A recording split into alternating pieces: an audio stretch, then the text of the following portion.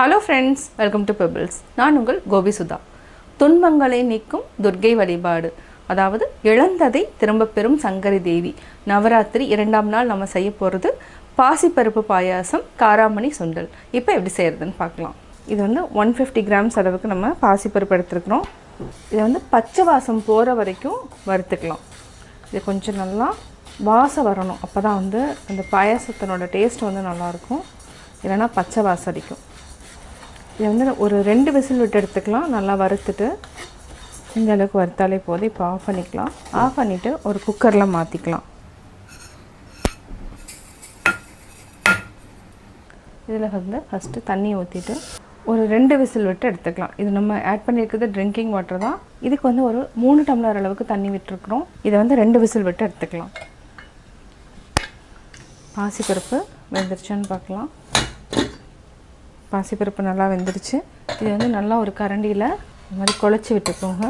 பாசிப்பருப்பு பாயாசத்துக்கு கொஞ்சமாக வெல்லத்தில் தண்ணி விட்டுக்கலாம். கொஞ்சமாக தண்ணி விட்டு நம்ம வடிச்சிட்டு பாயாசத்துக்கு கூட ஆட் பண்ணிக்கலாம். ஒரு 200 ml அளவுக்கு நம்ம பால் ஆட் பண்ணிக்கலாம். இது சிம்மில் வச்சுட்டு நல்லா கொதிக்க வச்சுக்கலாம். இதுக்கடையில் நம்ம தாளித்து கொட்டிக்கலாம். அதாவது முந்திரி திராட்சை தாளித்து கொட்டிக்கலாம். ஒரு சிலருக்கு பச்சை கற்பூரம் பிடிக்குன்னா பச்சை கற்பூரம் கூட ஆட் பண்ணிக்கலாம். எனக்கு பச்சை கற்பூரம் ஆட் பண்ணால் ரொம்ப பிடிக்கும். இந்தளவுக்கு ஆட் பண்ணாலே போதும், நல்லா வாசனையாக இருக்கும். இதை நல்லா க்ரஷ் பண்ணிவிட்டு அப்படியே ஆட் பண்ணிடுங்க. நம்ம பச்சை கற்பூரம் ஆட் பண்ணிட்டோம். இதுக்கு ஒரு 3 ஏலக்காய் அளவுக்கு பொடி ஆட் பண்ணிக்கலாம். இதையும் நல்லா மிக்ஸ் பண்ணி விடுங்க. இப்போ நம்ம வெள்ளை தண்ணியை ஆட் பண்ணிக்கலாம். நல்லா மிக்ஸ் பண்ணி விடுங்க. இப்போ நம்ம பாசிப்பருப்பு பாயாசத்துக்கு நெய் ஊற்றி தாளிச்சுக்கலாம். இதுக்கு ஒரு 2 டேபிள் ஸ்பூன் அளவுக்கு போட்டுக்கலாம். இதுவே போதும். இப்போது நெய் நல்லா உருகிடுச்சு. இதுக்கு ஒரு 20 முந்திரி எடுத்துருக்கோம். நல்லா பொன்னிறாகட்டும். திராட்சை ஒரு 15. இப்போ ஆஃப் பண்ணிக்கலாம் கேஸை. பாசிப்பருப்பு பாயாசம் ரெடி. நவராத்திரி 2ஆவது நாளுக்கு நம்ம செய்ய போகிறது காராமணி சுண்டல். இது நான் 4 hours சோக் பண்ணி வச்சுருக்கிறேன். கொஞ்சமாக உப்பு சேர்த்துக்கலாம். மூழ்கிற அளவுக்கு நம்ம தண்ணி விட்டுக்கலாம்.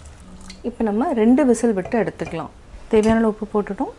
இது நல்லா வெந்ததுக்கப்புறம் நம்ம எடுத்து தாளிச்சுக்கலாம். காராமணி 2 விசில் விட்டு எடுத்துட்டோம். நல்லா வெந்துடுச்சு. தண்ணி வடிச்சிட்டு நம்ம தாளிச்சுக்கலாம். இதுக்கு நம்ம வெங்காயம் ஆட் பண்ணாமல் தான் செய்ய போகிறோம். ஏன்னா இது துர்க்கைக்கு நம்ம நைவேத்தியம் பண்ணுறதுக்காக செய்யக்கூடியது. அதனால் நம்ம வெங்காயம் ஆட் பண்ண வேண்டாம். பூண்டும் ஆட் பண்ணாமல் இஞ்சி நம்ம ஆட் பண்ணிக்கலாம். ஒரு கடாய் வச்சுக்கலாம். கடாயில் 2 டேபிள் ஸ்பூன் அளவுக்கு எண்ணெய் விட்டுக்கலாம். எண்ணெய் நல்லா காஞ்சிட்டோம்.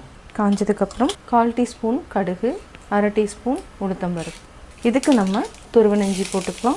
2 பச்சை மிளகாய், 2 வரமிளகாய், கருவேப்பிலை, பெருங்காயம் கொஞ்சமாக போட்டுக்கலாம். இது நல்லா மிக்ஸ் பண்ணி விடுங்க. ஆல்ரெடி வேக வச்சுருக்கிற காராமணியை ஆட் பண்ணிக்கலாம். நம்ம ஆல்ரெடி உப்பு போட்டோம். உப்பு போடணுங்கிற அவசியம் இல்லை. நல்லா மிக்ஸ் பண்ணி விடுங்க. இதில் இருக்கிற தண்ணி நல்லா ட்ரை ஆகிற வரைக்கும் வதக்கிக்கலாம். 2 டேபிள் ஸ்பூன் அளவுக்கு துருவன தேங்காய்.